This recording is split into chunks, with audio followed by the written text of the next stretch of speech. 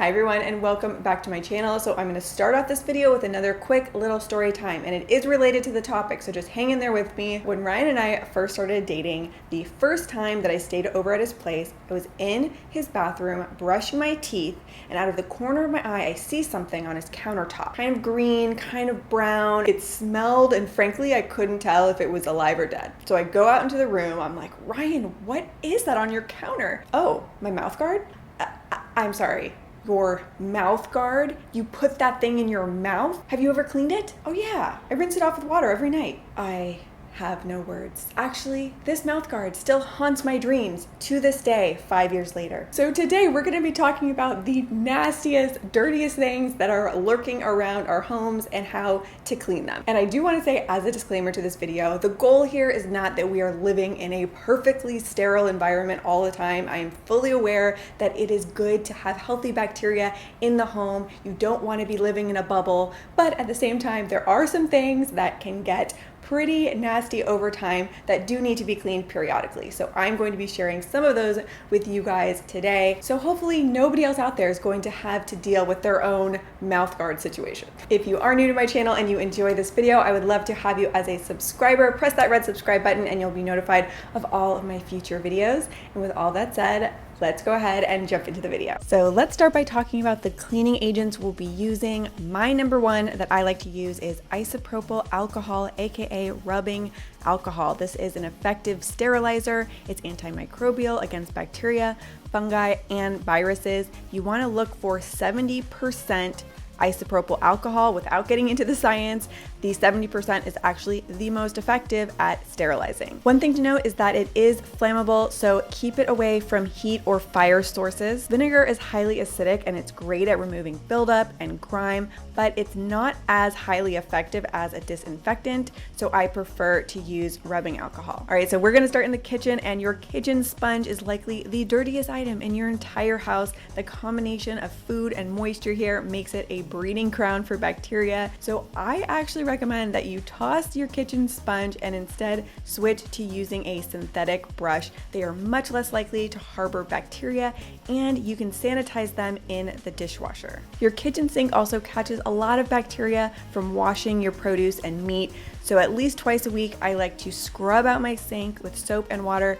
and then spray it down with my 70% rubbing alcohol solution. Let that set, rinse it all off, and you have a nice sanitized sink. The compartment that holds water in your coffee maker or your Keurig is dark and moist and a great place for bacteria to thrive. I recommend at least once a month filling the chamber with a cup of distilled white vinegar. Let it soak there for about 30 minutes, then run your machine with the vinegar, and then run it 2 or 3 more times with water. And not only will this sanitize your machine, it also will make your coffee taste better because that hardened water and mineral deposits are making your coffee taste funky. The knobs on your stove are something that are frequently touched, especially as you're cooking, and sometimes overlooked during cleaning. So if your knobs are removable, it's a good idea to remove them and wash them in hot, soapy water. If not, just make sure you are taking that extra time to spray them down and sanitize them.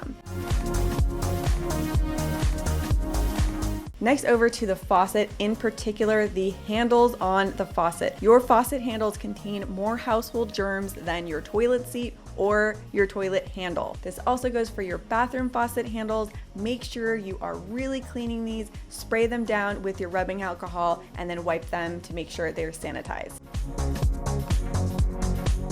And last up in the kitchen are your kitchen dish towels. These are such hotbeds for bacteria, so make sure you are running your towels in a hot water cycle in your washing machine to fully sanitize them. Now moving on to the bathroom, starting with your toothbrush. If you're keeping your toothbrush out, you have to be very careful because when you flush your toilet, there are microparticles in the air that can get onto your toothbrush. It is not pleasant to think about. An easy way to sanitize your toothbrush is to soak it in your antibacterial mouthwash for about 10 minutes. I also use this thing called a Steripod to keep it nice and sterile. This is great to have in particular while traveling. And of course, you want to replace your toothbrush often. My personal system that I do is I make it a rule to replace my toothbrush every time I open a new tube tube of toothpaste. It's just a good, easy reminder. And also make sure to sanitize your toothbrush holder regularly. An easy way to do this is just to run it in the dishwasher. Of course, I have to mention retainers and mouth guards. So after each use, brush them clean with a separate brush, and at least once a week you want to do a deeper clean. They make special tablets for this. You could even use denture tablets, or you can use a diluted mouthwash solution. Let it soak for about 30 minutes, rinse it clean, and fully dry it after, and also clean the case that it comes in. So don't just clean the toilet bowl and seat. The real mess is usually on the rim, the toilet base, and the surrounding floor and walls, especially when you have men in the house. So what I like to do after cleaning the toilet bowl is I take my rubbing alcohol solution, I spray down the entire toilet area, let it sit for about 10 minutes, and then wipe it clean. As for the toilet brush, this is one thing that I have moved over to a disposable system. I use these replaceable toilet brush heads, so after each use I can toss it and use a new one, so I don't have to worry about sanitizing a nasty toilet brush. If you use a loofah in the shower, make sure you're replacing them often. I've actually moved away from using loofahs and I've switched to just using my hand and my body wash. Now moving on to your office, your keyboard is something that is coming into contact with your hands and your fingers all day long, so you want to make sure you are sterilizing it. All you need to do for this is spray your rubbing alcohol onto a cotton pad and wipe down your keys. And to get in between the grooves of the keys, you can put some rubbing alcohol on a Q-tip and get in all of the grooves. And last but not least is your cell phone. You are touching this all day long, and sometimes you're even putting that up to your face, so it's especially important to sanitize this regularly. Again, here you can just spray your rubbing alcohol onto a cotton pad and wipe it down to clean it. All right, so that's gonna be it for this week's video. I really hope you enjoyed it. If you did, please give it a thumbs up.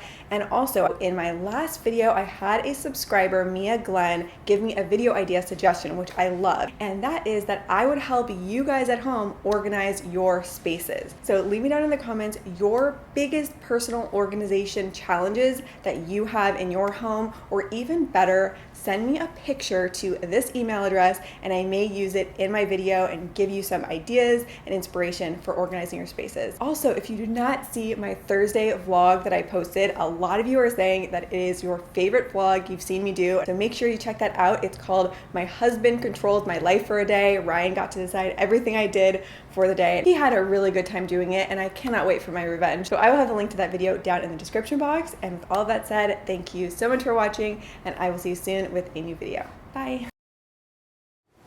I don't know what she's talking about. My mouth guard's not that bad.